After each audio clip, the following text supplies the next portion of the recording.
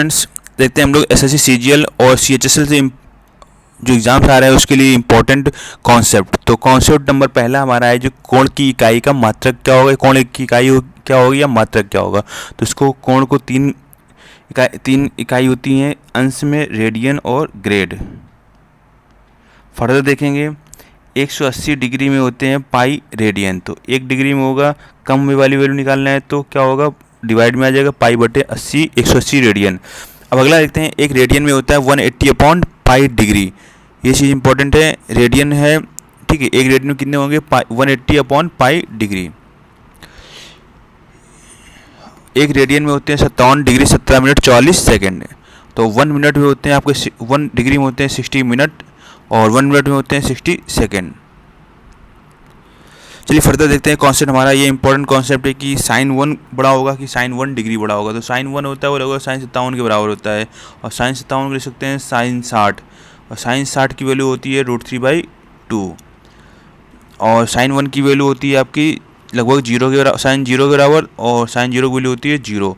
तो √3 की वैल्यू होती है 1.732/2 करेंगे तो 0.8 आएगा, जो कि 0 से हर केस में बड़ा होगा, माइनस वाले केस में नहीं, 0.8 पॉजिटिव वाले केस में बड़ा होगा। अब देखिए बात करते हैं cos 1 डिग्री ग्रेटर होगा cos 1 से। तो देखिए इसीलिए क्या करते हैं, 1 डिग्री है तो इसको मूल्य लिख सकते हैं cos 0, और cos 1 की वैल्यू क्या हो जाएगी, cos 60 के इक्वल हो जाएगी। पिछले वाले कॉन्सेप्ट हम लोग देख चुके हैं, cos 0 की वैल्यू यानी 1, cos 60 की वैल्यू हो जाएगी आपकी यानी 1/2।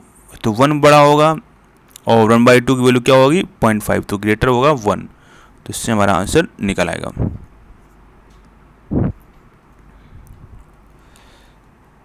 चलिए इंपॉर्टेंट क्वेश्चन देखते हैं। 1 ग्रेड में होते हैं 100 डिग्री। तो ये इंपॉर्टेंट कॉन्सेप्ट है, और 1 डिग्री में होते हैं 1/100 ग्रेड। तो ग्रेड क्या होता है, 100 के लिए इक्वल होता है 1 ग्रेड इक्वल टू क्या होगा 100 डिग्री, और 1 डिग्री में कितने हो जाएंगे 1/100 ग्रेड, और 360 डिग्री में हो जाएगा 303.6 ग्रेड।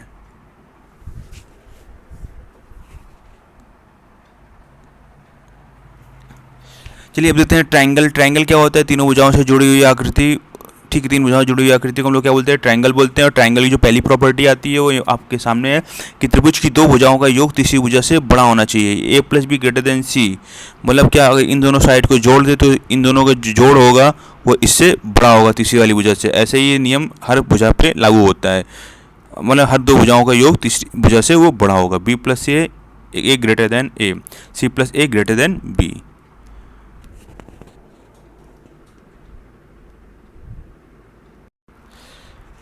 चलिए देखते हैं प्रॉपर्टी नंबर 2। प्रॉपर्टी नंबर 2 क्या कहती है कि त्रिभुज की जो 2 भुजाओं का अंतर होता है तीसरी भुजा से छोटा होना चाहिए। यानी सिंपल सा भी आपने पढ़ा था कि त्रिभुज की 2 भुजाओं का योग है वो तीसरी से बड़ा होना चाहिए, तो अंतर क्या होगा, कम होगा, मतलब योग होगा वो बड़ा होगा, अंतर होगा कम होगा। तो ये आपको याद रखना है। mod b - c, अगर इन, ठीक है, अगर इन दोनों का माइनस करें तो इस क्या होगा, इससे छोटा होगा, ठीक है, a से। जैसे कुछ एग्जाम्पल ले लेते हैं।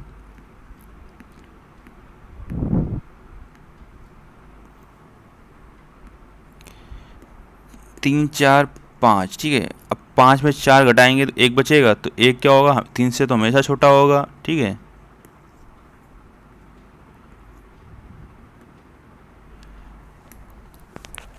चलिए अगली प्रॉपर्टी आती है, प्रॉपर्टी नंबर 3। तो क्या त्रिभुज के तीनों कोणों का योग कितना होता है, 180 डिग्री होता है। बस आपसे यही बोल रहा है प्रॉपर्टी नंबर 3 पे। बात करते हैं प्रॉपर्टी नंबर 4 पे। तो किसी त्रिभुज का जो बाह्य कोण होता है अंदर के 2 कोणों के योग के बराबर होता है, इन 2 कोणों के। तो एंगल 3 होगा, एंगल 1 + 2 के बराबर होगा। प्रॉपर्टी नंबर 5 पे आते हैं, किसी त्रिभुज की 2 भुजाएं बराबर है तो भुजाओं के समूह कोण बराबर होंगे। तो ये सिंपल सा कॉन्सेप्ट है, अगर त्रिभुज की 2 भुजाएं ये और ये बराबर है तो इनके सामने के एंगल भी क्या होंगे, बराबर होंगे। इसके सामने के ये एंगल, इसके सामने का एंगल ये। तो AB = AC, तो एंगल 1 = एंगल 2। चलिए बात करते हैं प्रॉपर्टी नंबर 6 की। प्रॉपर्टी नंबर 6 क्या कहता है कि त्रिभुज का जो परिमाप होगा वो 2s होगा, और वो a + b + c के बराबर होगा। यानी त्रिभुज की तीनों भुजाएं, परिमाप किसी भी आकृति का निकालिए, सभी की भुजाओं को जोड़ दीजिए, उसका क्या कहलाता है, परिमाप कहलाता है। तो त्रिभुज का परिमाप क्या होगा, तीनों भुजाओं का योग होगा।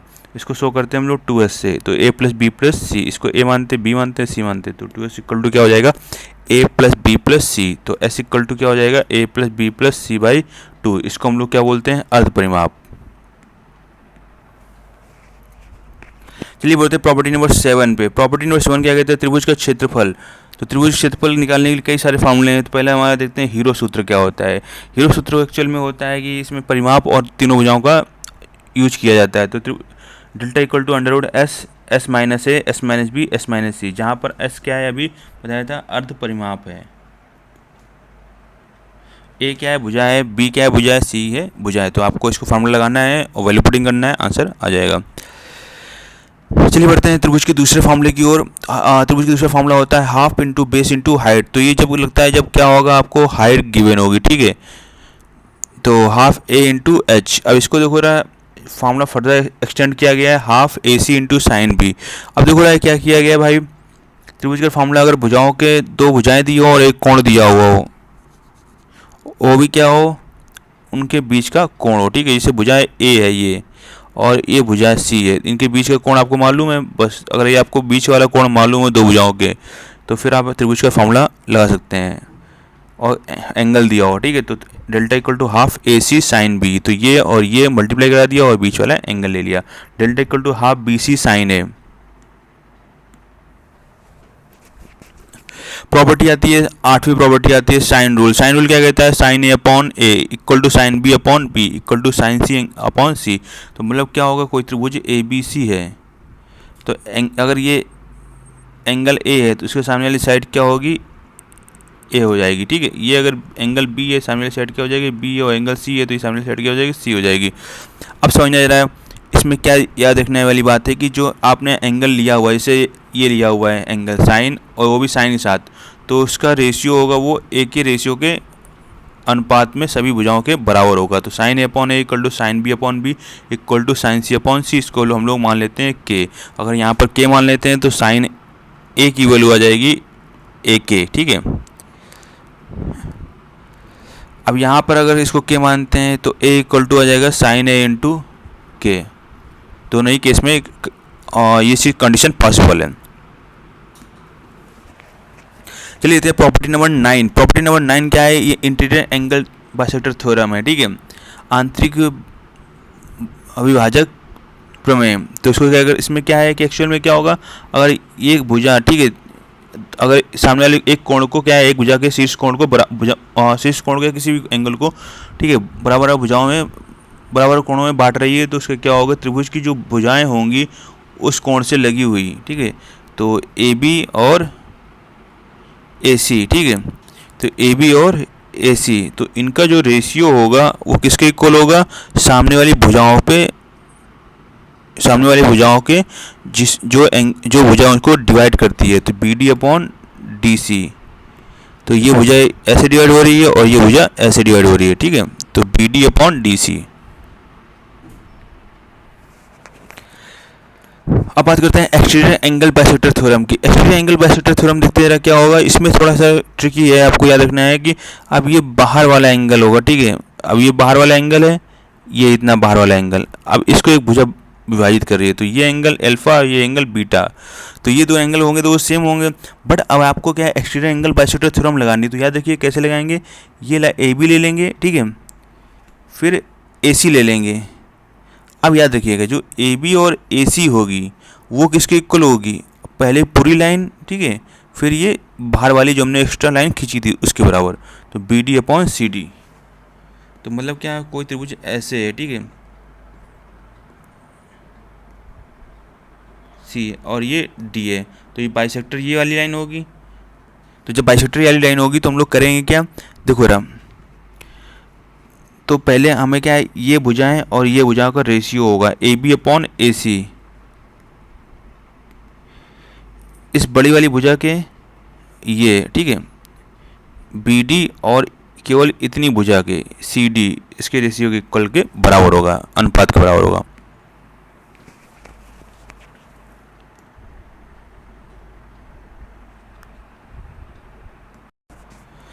चलिए बात करते हैं प्रॉपर्टी 10 की, कोसाइन रूल। कोसाइन रूल क्या होता है, cos equal to B square plus C square minus A square upon 2BC। देखो रहा, जो एंगल लेंगे तो वाली साइड बाद में लेंगे। जैसे एंगल ये ए ले रहे हैं तो सामने वाली साइड क्या है, ए है, तो पहले क्या करेंगे, B² + C² और ये वाली साइड को माइनस कर देंगे, जो एंगल लिया है उस साइड को माइनस कर देंगे। फिर इन दोनों में क्या करेंगे, मल्टीप्लाई करा के अपॉन पे नीचे लिख लेंगे 2BC। अब देखिए cos B लिखा हुआ है, cos B देखो C² + A² और B वाली वैल्यू आखिरी में आएगी, फिर इन दोनों का मल्टीप्लाई AC। cos C है तो जाहिर सी बात है A² + B² - C² होगा अपॉन 2AB होगा।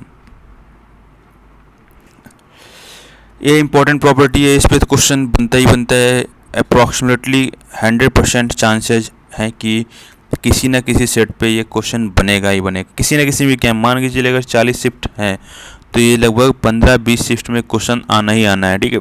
तो चलिए देख लेते हैं क्या है 15-20 शिफ्ट में अगर क्वेश्चन आ रहा है तो इसकी इंपॉर्टेंस क्या हो सकती है।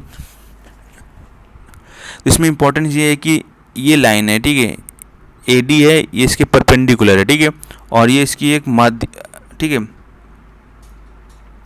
और AE है क्या, वो एक कोण को विभाजित करता है। तो मतलब ये एंगल और ये एंगल आपस में बराबर होंगे।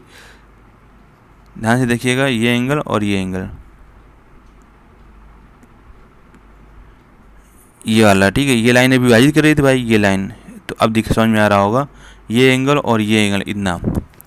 तो जो अब आपको बीच वाले एंगल की वैल्यू निकालनी है, तो एंगल DAE, तो एंगल DAE होता है इन दोनों एंगल के अंतर के आधे के बराबर होता है। तो ये B है और ये C है और इसका आधा ले लेंगे तो हमारा आंसर हो जाएगा। मान लीजिए 60 डिग्री होता और ये 30 डिग्री होता। अब आपसे पूछता है एंगल DAE कितना है, तो बस 60 और 30 का अंतर ले लो, 30 का आधा कितना हो गया, 15। तो आंसर कितना हो जाएगा, DAE = 15 डिग्री।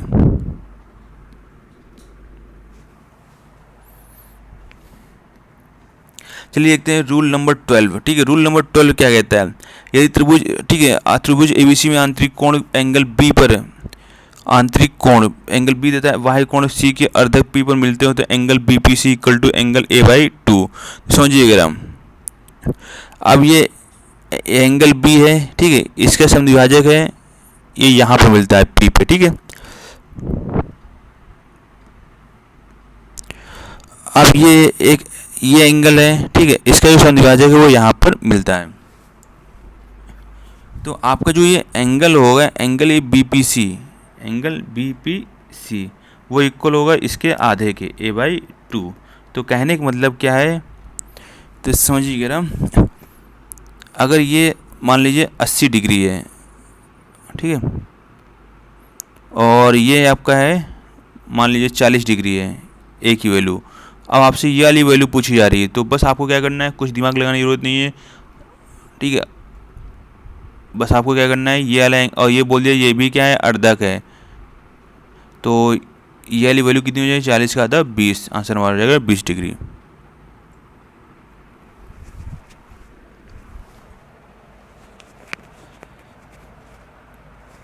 चलिए देखते हैं प्रॉपर्टी नंबर 13 में देखते हैं सेंट्रॉइड, ठीक। सेंट्रॉइड बहुत इंपॉर्टेंट है। सेंट्रॉइड एक्चुअल में होता है क्या है, ये तीनों माध्यिकाएं, ठीक है, तीनों माध्यिकाएं जिस पॉइंट पर मिलती हैं उसको बोलते हैं सेंट्रॉइड। अब माध्यिका क्या होती है, सामने वाली भुजा को, ठीक है, दो बराबर भागों में जो भुजा बांटती है, शीर्ष से आने वाली भुजा सामने वाली भुजा को दो बराबर भागों में बांटती है, उसको माध्यिका बोलते हैं। BD = CD, ठीक है, ये देखिए रहा है यहाँ पे। अब देखिए इंपॉर्टेंट पॉइंट क्या है इसमें,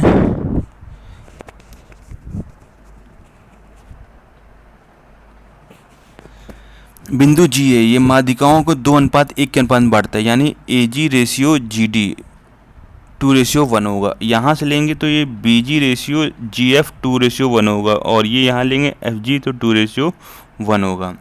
और एक इम्पॉर्टेंट इसकी प्रॉपर्टी है, बहुत इंपॉर्टेंट प्रॉपर्टी है कि त्रिभुज की तीनों भुजाओं का जो योग होगा उसका 3 गुना, ठीक है, त्रिभुज की तीनों भुजाओं का योग का 3 गुना। AB, इसको फिगर में सही बना देता हूँ,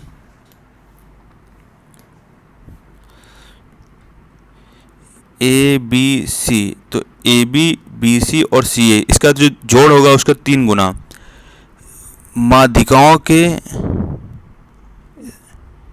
ठीक है, माध्यिकाएं हैं FCEB और AD, इनके योग के 4 गुने से छोटा होगा, याद रखना है। 34 का रूल याद रखना है। 34 में कौन बड़ा होता है? 4। तो 4 वाला पॉइंट क्या होगा? बड़ा होगा। तो याद रखना है कि त्रिभुज की 3 भुजाएं होती हैं और जो माध्यिकाओं के 4 गुने से वो 3 भुजाएं माध्यिकाओं के 4 गुने से छोटी होंगी या माध्यिकाएं 4 गुने से बड़ी होंगी। ठीक है। अब बहुत ही इंपॉर्टेंट क्वेश्चन आता है कि माध्यिकाओं की लंबाई। ये क्वेश्चन मेंस के एग्जाम में काफ़ी पूछा जाता है, प्री के एग्जाम में काफ़ी पूछा जाता है। तो माध्यिकाओं की लंबाई निकालने के लिए AD = ½ 2B² + 2C² - A²। ठीक है, ये आपको पॉइंट याद रखना है। अब इसको जरा समझने का अगर आपको ये भी कॉस वाला रूल वाला फार्मूला अप्लाई होता है। जैसे कॉस वाले में क्या होता है इसे समझना है आप। अब AD है तो AD मतलब क्या होगा? ये सामने वाली साइड क्या होगी? BC होगी। समझ सकते हैं। अगर A के सामने वाली साइड को क्या मानते हैं? A मानते हैं। और B के सामने वाली साइड को क्या मानते हैं? B। और इस सामने वाली साइड को क्या मानते हैं? C। तो ये वाली जो वैल्यू आएगी सबसे आखिरी में आएगी। और ये C² में 2 का मल्टीप्लाई कर देंगे, 2C², फिर इसमें मल्टीप्लाई कर देंगे प्लस 2B², और ये केवल यहाँ पर A रखेंगे तो माइनस का A²। ठीक है, ये चीज़ आपको याद रखनी है।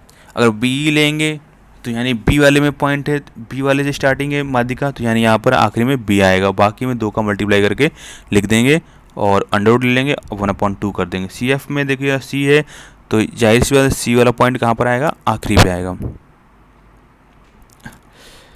अब एक इम्पॉर्टेंट कॉन्सेप्ट, ठीक है, अभी उसमें देखा था आप लोगों ने कि त्रिभुज की जो तीनों माध्यिकाएं थी 3AB + BC + C, यानी त्रिभुज की तीनों भुजाओं का योग त्रिभुज की माध्यिकाओं के योग के 4 गुने से छोटा था।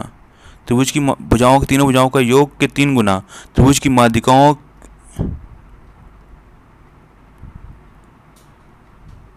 B + CF, ठीक है, त्रिभुज की तीनों माध्यिकाओं के योग के 4 गुने से 4 गुना क्या होता है? वो बड़ा होता है। या त्रिभुज की तीनों भुजाओं के योग का 3 गुना माध्यिकाओं के 4 गुने माध्यिकाओं के योग के 4 गुने से छोटा होता है। ठीक है। अब लेकिन यहाँ पर पेच फंसता है जब अब बात आती है स्क्वायर की। ठीक है, तो जब स्क्वायर की बात आती है तो भुजाओं का स्क्वायर किया जाएगा तो AB² + BC² + CA², तो ये होगा वो इक्वल होगा माध्यिकाओं के वर्गों के योग के 4 गुने के बराबर होगा। ठीक है, ये चीज़ें पॉइंट तक नहीं है।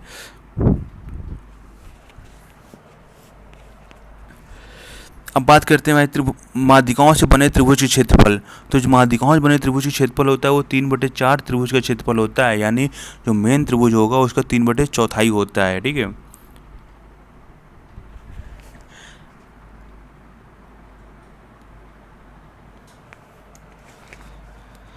चलिए अगला पॉइंट आते हैं। कह रहा है कि केंद्रक G त्रिभुज क्षेत्रफल को 3 बराबर भागों में बांटता है। तो याद रखिएगा ये जो पार्ट होगा ये और ये पार्ट आपस में क्या होंगे? तीनों इक्वल होंगे भाई। ठीक है, यानी ABG ये ABG, ठीक है,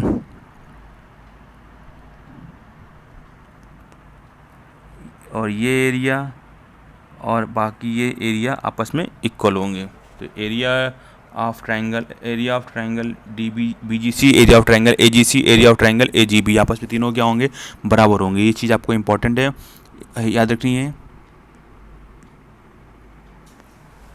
चलिए अगले देखते हैं प्रॉपर्टी नंबर 7। तो माध्यिका होती है त्रिभुज के क्षेत्रफल को 2 बराबर भागों में बांटती है। मतलब कि ये एरिया इस एरिया के बराबर होगा। ठीक है, यानी त्रिभुज ABD का जो एरिया होगा, क्षेत्रफल होगा, त्रिभुज ADC के इक्वल होगा।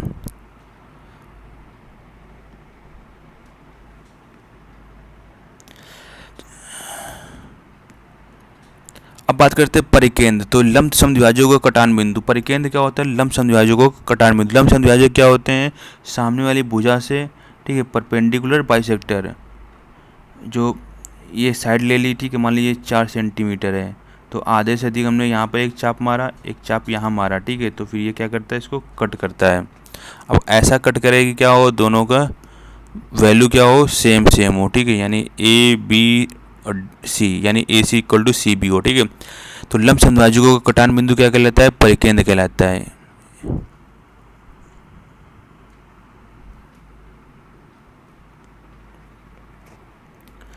इंपॉर्टेंट पॉइंट क्या है परिकेंद्र में, अब ये वाला एंगल अगर बी ओ सी, ठीक है, ये टू थीटा होगा और ये थीटा होगा। क्यों? अब ये त्रिभुज हो गया, ठीक है, इससे होके एक सर्कल जा रहा है, तो आपको पता होगा वृत्त के केंद्र पर बना कोण परिधि पर बने कोण का दो गुना होता है, यानी अगर थीटा ये टू थीटा हो जाएगी, यानी अगर इसकी वैल्यू 20 है तो इसकी वैल्यू 40 डिग्री हो जाएगी। अब परिकेंद्र में ये फॉर्मूला अप्लाई होता है कि A upon sine A equal to B upon sine B equal to C upon sine B, वो होता है दो गुणे परित्रिज्या। त्रिभुज का एक भुजा और उसके सामने वाला कोण का अनुपात दो गुणे परित्रिज्या के बराबर होता है, और परित्रिज्या की वैल्यू क्या होती है? A B C upon 4 delta.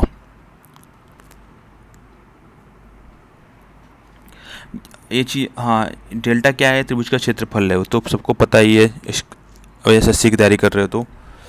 Property number 15, तो प्रॉपर्टी नंबर 15 क्या है? इन सेंटर। इन सेंटर क्या होता है? एक्चुअल में एंगल बाइसेक्टर होता है।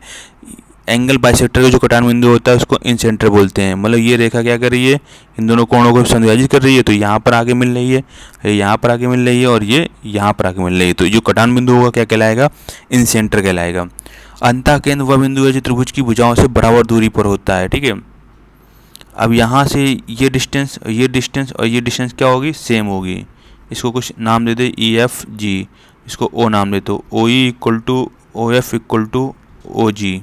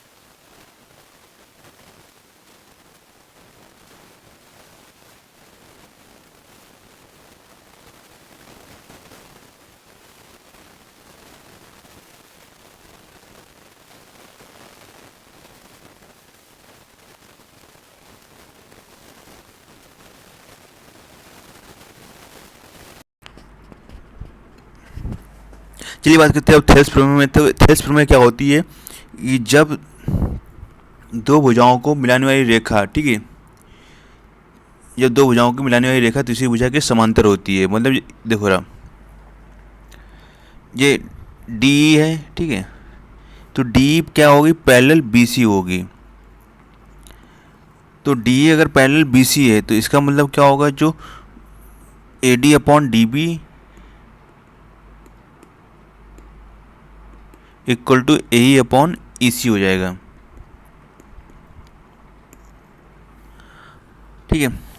तो ऐसे ही अब इसमें क्या करेंगे, ए डी क्या होगा, ए डी अब पूरे ही ले लेंगे, ए बी, इनका जो रेशियो होगा वो ए ई और पूरे ए सी के इक्वल होगा, ठीक है। बस सेम कॉन्सेप्ट। अब ये देखो डी इक्वल टू क्या हो जाएगा, ऐसे ही बी सी हो जाएगा। और एक चीज़ याद रखने वाली, ये एंगल जितना होगा, ये वाला एंगल जितना होगा वो इसके इक्वल होगा, ठीक है, और ये वाला एंगल जितना होगा वो इसके इक्वल होगा। तो और ये वाला एंगल तो दोनों कॉमन है, तो इसका मतलब क्या हो जाएगा, ट्रायंगल ए बी सी और ट्रायंगल ए डी ई, ठीक है, ये सिमिलर भी हो जाएंगे। तो इम्पोर्टेंट चीज़ है।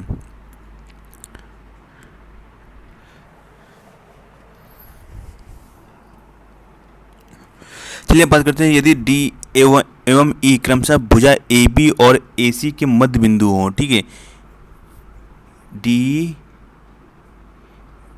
और ई, ठीक है, ए बी और ए सी के मध्य बिंदु हो, तो डी पैरेलल क्या होगा, बी सी होगा। ये तो मध्य बिंदु प्रमेय है आपकी, डी पैरेलल बी सी होगा। और एक चीज़ याद रखने वाली बात है, D equal to half B C भी होगा, ठीक है।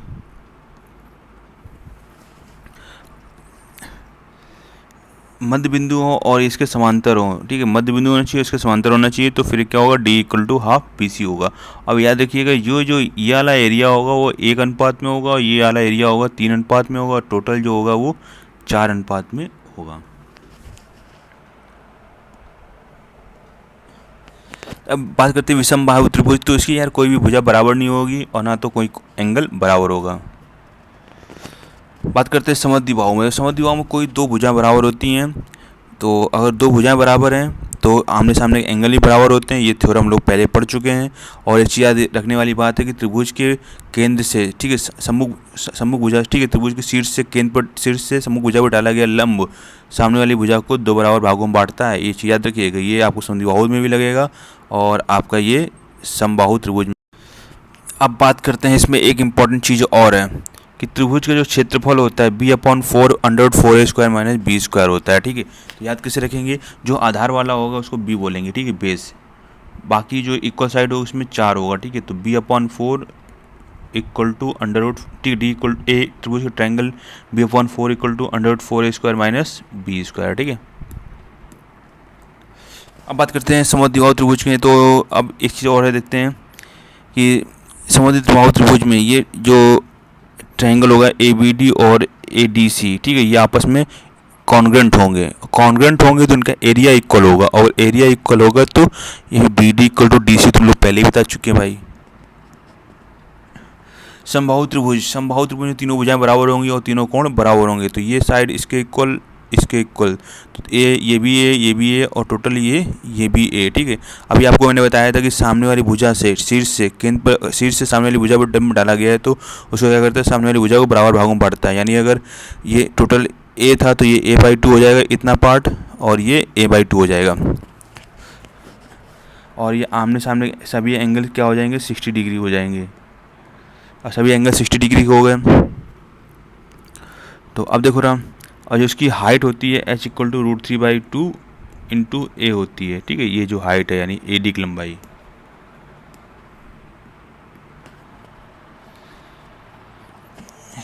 बहुत इंपॉर्टेंट पॉइंट है कि इसमें सभी केंद्र क्या होते हैं, एक ही बिंदु पर होते हैं, मतलब अंतः केंद्र, ठीक है, परिकेंद्र, लंब केंद्र, ये जो सारे केंद्र होंगे, ठीक है, गुरुत्व केंद्र, केंद्रक, ये सभी एक ही बिंदु पर होंगे। सभी माध्यिकाएं इक्वल टू सभी लंब इक्वल टू सभी लंब कोण अर्धक। तो जो समबाहु त्रिभुज की जो ऊंचाई होगी वही क्या करेगी, माध्यिका का भी काम करेगी, वही लंबार्धक का काम करेगी, वही आपका ठीक है लंब का भी काम करेगी, और जो अंतःकोण समविभाजक होगा वो अलग चीज़ है, ठीक है। और इसमें जो फॉर्मूला होता है परित्रिज्या का formula, r=a/2 sin a equal to, देखो r=a/√3, ये बोलते हैं कि समबाहु त्रिभुज के फॉर्मूला, ये रट्टा मान लो भाई। r क्या होता है, a/√3 होता है, और स्मॉल r होता है a/2√3। तो ये फॉर्मूला कहाँ से आया, अगर आपको याद हो तो a/sin a पहले बताया गया था, इक्वल टू होता है 2r, ठीक है। अब आपको पता है समबाहु त्रिभुज में सभी कोण कितने होते हैं, 60 डिग्री होते हैं। तो a/sin 60 की वैल्यू कितनी होती है, √3/2 इक्वल टू 2r। आप समझना जरा, ये 2 जाएगा ऊपर, तो 2 से 2 क्या हो जाएगा, कट जाएगा, तो r की वैल्यू क्या आ जाएगी, a/√3। अब इसमें अंतः त्रिज्या क्या होती है, आपको बताया था r=δ/s बताया था। तो डेल्टा क्या होता है, त्रिभुज समबाहु त्रिभुज क्षेत्रफल क्या होता है, √3/4 a², और इसमें इसका परिमाप कितना होगा, 3a/2। अब देखना है भाई, 2 से ये 2 कट जाएगा, और 3 से ये √3 कट जाएगा, तो नीचे बचेगा √3, ऊपर बचेगा 2, सॉरी नीचे बचेगा 2 रूट, ठीक है, ऊपर बचेगा a, तो a/2√3 हमारा सॉल्व हो जाएगा। अब आपको एक चीज़ अभी तो पहले ही पता चल चुका है कि परित्रिज्या और अंतःत्रिज्या का अनुपात कितना होता है, 2:1 होता है। परित्रिज्या का क्षेत्रफल अंतःत्रिज्या का क्षेत्रफल कितना होता है, 4:1 होता है। तो याद रखना है कि ये जो क्षेत्रफल होता है इसका स्क्वायर कर देंगे दो परित्रिज्या का, तो कितना हो जाएगा 4, और अंतःत्रिज्या क्या हो जाएगा, रेशियो 1, तो 1 का स्क्वायर करेंगे तो 1, तो क्षेत्रफल कितना आ जाएगा, परिवृत्त का क्षेत्रफल और अंतःवृत्त का क्षेत्रफल का अनुपात कितना होगा, 4:1। परिमाप आपको पता है 3a होता है, अर्ध परिमाप कितना होता है, 3a/2।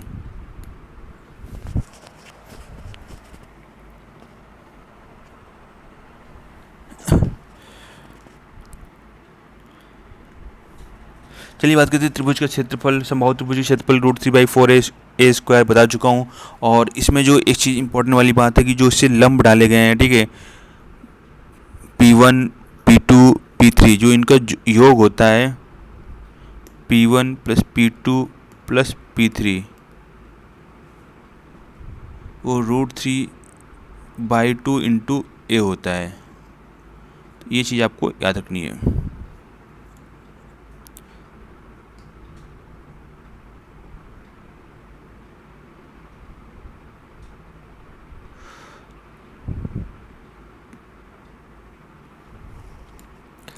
अब प्रॉपर्टी नंबर 25 देखते हैं। न्यून कोण होता है त्रिभुज, ठीक है, वो क्या होता है, उसके सभी कोण 90 डिग्री से कम होते हैं। और इसमें फॉर्मूला ये भी अप्लाई होता है, ठीक है, अगर त्रिभुज की 3 साइड्स आपको दी हुई हैं, a = 3, b = 4 और c = दिया हुआ है मान लीजिए 2। अब आपको करना क्या है, a का स्क्वायर कर लीजिए 9 आ जाएगा, b का स्क्वायर कर लीजिए 16 आ जाएगा, c का स्क्वायर करेंगे तो 4 आ जाएगा। अब देखिए रहा, अगर किन्हीं दो साइडों को जोड़ो, ठीक है, किन्हीं दो साइडों को जोड़ो, 16 9 25, ठीक है, 16 9 25, और जोड़ने पे उनका योग तीसरी वाली साइड के स्क्वायर से बड़ा है, तो मतलब क्या होगा, वो न्यून कोण त्रिभुज होगा। 16 4 20, अभी भी 9 से बड़ा है, 9 4 13, अभी भी क्या है, ठीक है, योग। हाँ, अब यहाँ पर देखो यार, एक चीज़ कंडीशन यहाँ पर आपकी फंस गई। अब 9 4 13 ही होगा, ठीक है, अब 13 क्या होगा, क्या 13 क्या 16 से बड़ा होगा, नहीं, तो फिर ये क्या होगा, 16 है, ज़्यादा है, तो मतलब ये क्या कहलाएगा, फिर अधिक कोण कहलाएगा। न्यून कोण त्रिभुज में सभी कोण त्रिभुज के अंदर होते हैं, तो सिंपल सी बात है, ये अंदर ही होंगे न्यून कोण में। अब देखो प्रॉपर्टी नंबर 26, अधिक कोण त्रिभुज एक कोण 90 डिग्री होगा, एक कोण 90 डिग्री से बड़ा होगा। तो अब ये कंडीशन फॉलो करनी चाहिए, C² = a² + b²।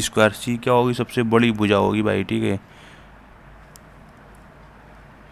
मान लो 3 4 ये 6 ले लो, ठीक है, 3 4 6, 6 का स्क्वायर 36, 3 का स्क्वायर 9, 4 का स्क्वायर 16, 16 + 9 25, तो 36 क्या होगा, 25 से बड़ा होगा, तो मतलब क्या होगा, ये अधिक कोण त्रिभुज होगा।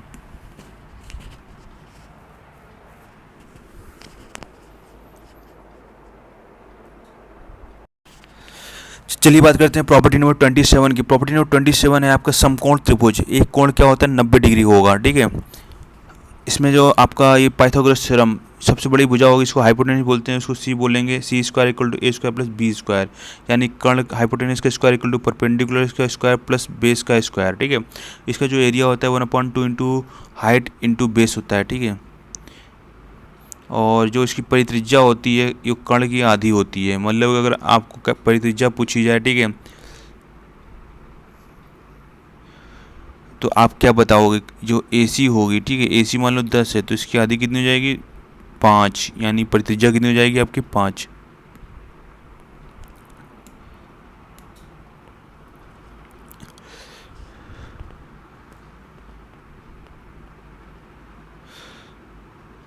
समकोण त्रिभुज में लंब केंद्र क्या होता है, समकोण वाले बिंदु पे होता है, ठीक है। जिस बिंदु पे वो 90 डिग्री का होगा उसी में लंब केंद्र होगा, ठीक है।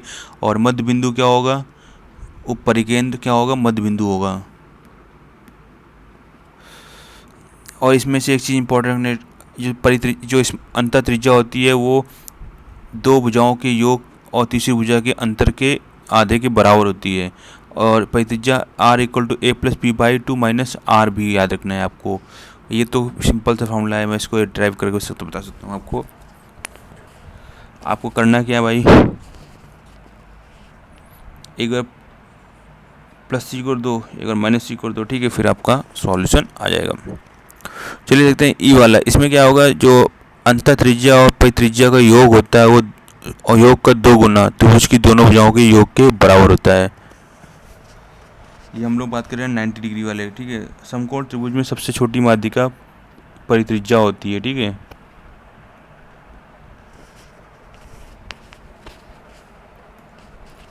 त्रिभुज ABC का क्षेत्रफल होगा, ये त्रिभुज ABC का क्षेत्रफल है, ठीक है।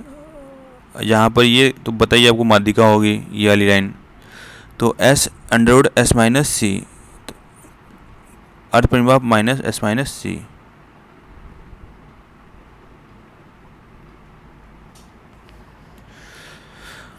अब देखते हैं, यदि कोई त्रिभुज समकोण त्रिभुज की माध्यिकाओं से मिलकर बना है तो वह त्रिभुज भी समकोण त्रिभुज होगा तथा वास्तविक त्रिभुज की भुजाएं 1:√3/√2/√3 के अनुपात में होंगी।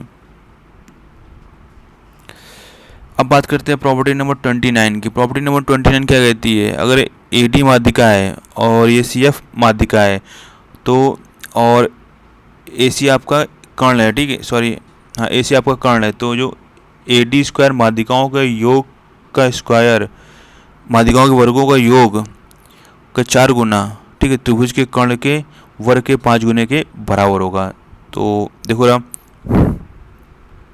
माध्यिकाओं के वर्गों का योग यानी CF square plus AD square का 4 गुना कर्ण के AC स्क्वायर के 5 गुने के बराबर होगी। तो समकोण त्रिभुज में एक प्रॉपर्टी होती है समरूपता वाली, ठीक है, तो बहुत इंपॉर्टेंट प्रॉपर्टी है,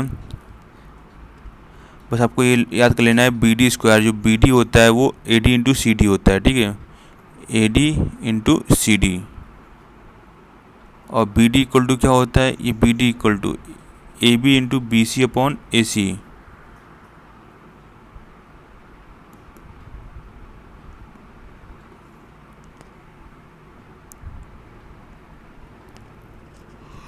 चलिए आज के लिए त्रिभुज के नए प्रॉपर्टी रखते हैं, बाद में रिवीजन सीरीज हम लोग जारी रहेगी, कल कंटिन्यू करेंगे इसको।